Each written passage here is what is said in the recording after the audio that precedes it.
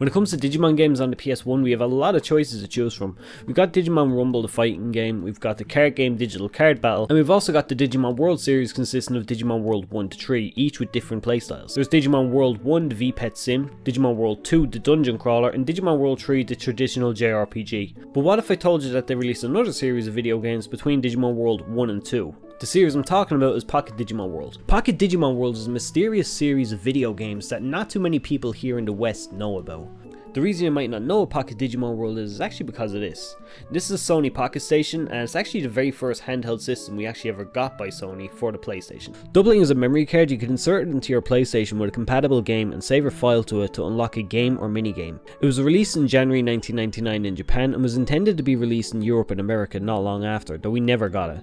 Despite this, we still had a couple of games released over here that could still use it, such as Final Fantasy VIII. There were plenty of games that used the PocketStation, though none of them used it like Pocket Digimon World. I like to call Pocket Digimon World the ultimate Vpet experience. It's got your favourite digital monsters and an LCD screen device that you can fit in your pocket, and it calls out for care when needed. But more than a traditional Digimon Vpet, Pocket Digimon World is about building a bond with your Digimon to help it grow stronger. Your Digimon will have emotions like happy, angry and sad. These emotions will determine not only how your Digimon will grow, but also how they feel towards you, the tamer. It really makes you feel like putting in the extra bit of effort just to make them grow and be the best Digimon that they can be. Or you could be a total piece of shit and just make them Dark Digivolve into Skullgreymon. When happy, your Digimon will often call to ask for instructions or just to chat.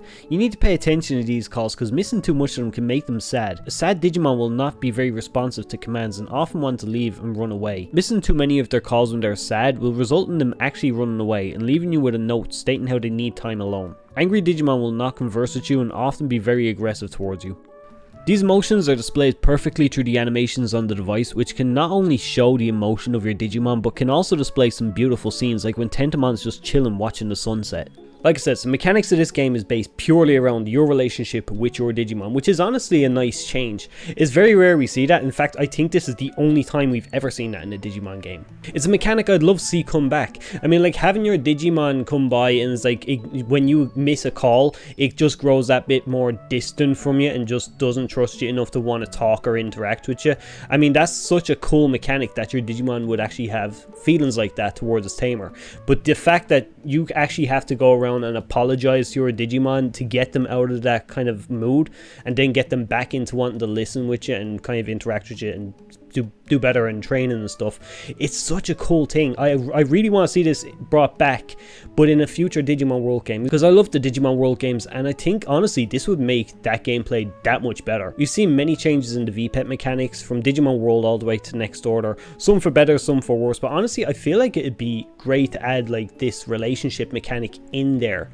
It'd be such a fun idea, just like to enhance the experience and also maybe increase the difficulty in the gameplay.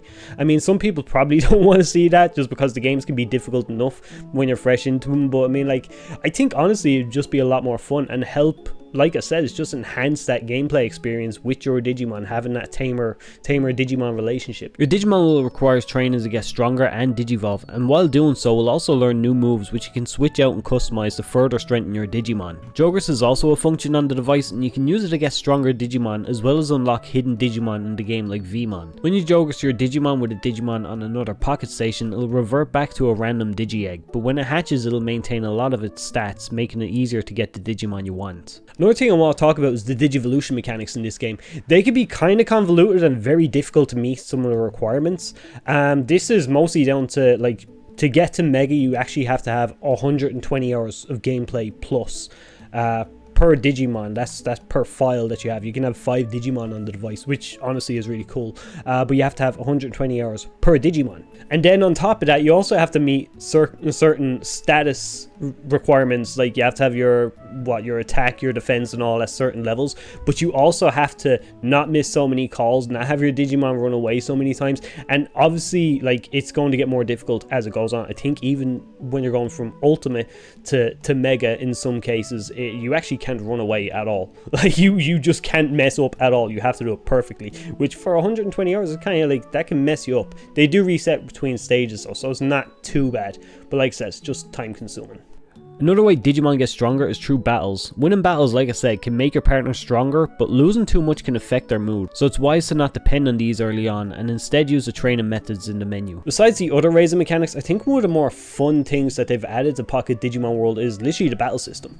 It's pretty much like your standard Vpet where you just kind of like, I don't know, connect your device or select a battle and they just kind of duke it out themselves, but it's a little bit more advanced than that where you can actually learn like different techniques from other Digimon. You can actually have, I've had it in many cases where like you have like Biomon or something and she knows Mega Flame, or she knows, I don't know, like fucking Mugen Cannon or something like that. It's mad when you think that you could like teach these things to your Digimon, and obviously like because you can breed your Digimon and kind of like Jogress, through Jogress you can breed and get new eggs, you can actually pass on some of these abilities, and it's like it's insane. It's absolute insanity, but it's just so cool to see them come out with these big attacks. So the other thing you could do is when they battle they can gain stats, but you can also like set what stats you want to increase more while they're battling, and it adds a lot of fun to the gameplay.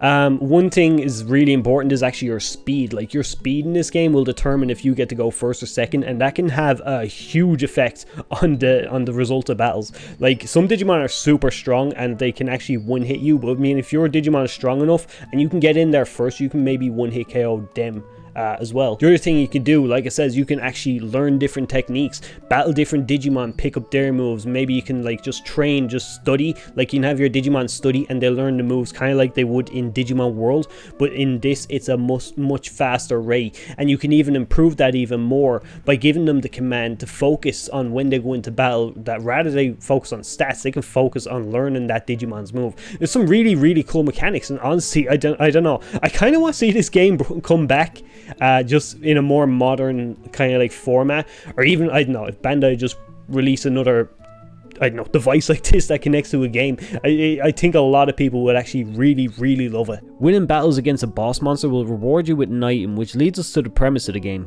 Various items have been stolen from the new museum in Digimon World's File City, and it's your job to get them back. To do this, you'll have to travel around File Island and take on Digimon in battle to win back these items. The really cool thing about these items is they're actually viewable on the disc when you enter the museum. They consist of 3D models and concept art from the original Digimon World, as well as monsters included in Pocket Digimon World.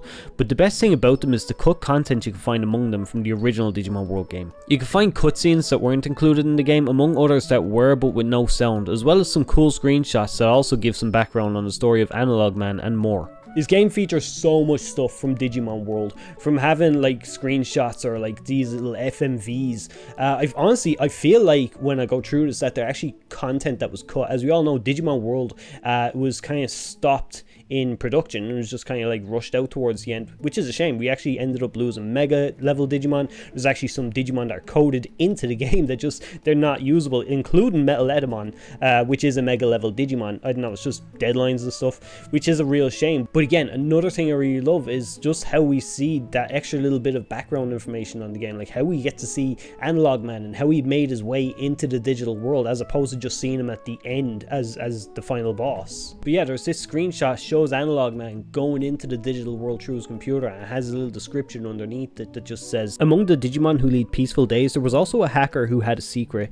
That is Analog Man, who has put the Digimon world in trouble. Analog Man converts his body into data and travels into the digital world where Digimon live. His purpose is to manipulate all Digimon at will and to make the world his own. With the power of Unity, the Digimon were able to defeat Analog Man's plot to destroy the digital world. Analog Man has completely lost the device that serves as the gate to the world and has disappeared from the sight of the Digimon. The game originally released as Pocket Digimon World, but later got 2 expansions, both come with their own exclusive content and generally still the same game. The original Pocket Digimon World was centered around raising Fire-type Digimon and came with access to Factorial Town. Wind Battle Disc gave us Holy type Digimon and gave us access to Gecko Swamp, while Cool in Nature gave us access to so much more content with the inclusion of Beast, Insect, Plant and Aquatic type Digimon along with Friesland. There was actually way more content added to each expansion besides just extra Digimon and places to travel to. With Wind Battle Disc we actually got some mini games, like we got to play a card game against Digimon, and depending on the outcome, whether we win or lost, we could gain or lose stats for our Digimon. It was a very welcome change, as just training on the Fire Disc took a long time just to raise your Digimon, and outside of training then the only option was the battle, and that could be tedious as you may or may not gain stats. Another useful feature that came in the expansions is actually the P-Terminal, and the P-Terminal could be used to see what your Digimon could digivolve into and what they needed to digivolve into that Digimon, or if their Digivolution just failed.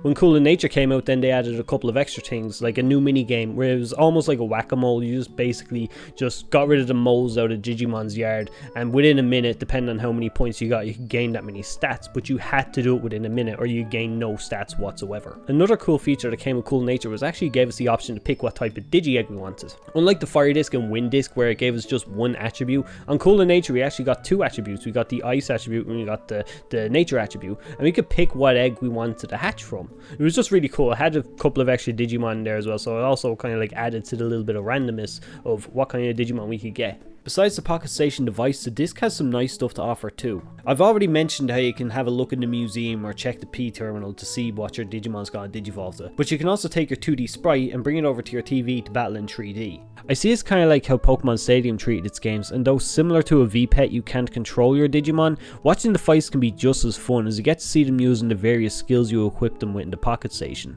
In the arena, Digimon you beat on the PocketStation will be added to the catalogue of opponents you can choose from to battle the CPU, or you can take on a friend with 2-player battles. I could honestly just keep going when it comes to talking about the functions Pocket Digimon World has. From being able to battle Digimon on the Wonderswan to transferring some of your raised Digimon to Digimon World 2, the possibilities seem endless. But I just wanted to talk about the game and bring awareness to it, as it seems to be a forgotten piece of Digimon's history, which is funny as it also gives us access to a lot of Digimon's history through its gameplay. If you're interested in checking it out, I do recommend a system that can read a Japanese PS1 game, either Fire, Wind or Cool in Nature, and a PocketStation. Though be warned, there is heavy Japanese in this game and it can be quite difficult to navigate or raise Digimon on without any knowledge on it. But yeah, that's pretty much it for Pocket Digimon World. I'd appreciate it if you'd share this video around, just get the word out about this game so it's not totally forgotten. And also I've got some other videos on the PocketStation if you're interested in seeing those, just showing some more gameplay and stuff on the channel. If you want to check them out, I'll just put them in a playlist there in the corner if you want to have a look at that. But yeah, thanks very much for watching, like, subscribe, all that good stuff, and I'll see you again. Bye bye.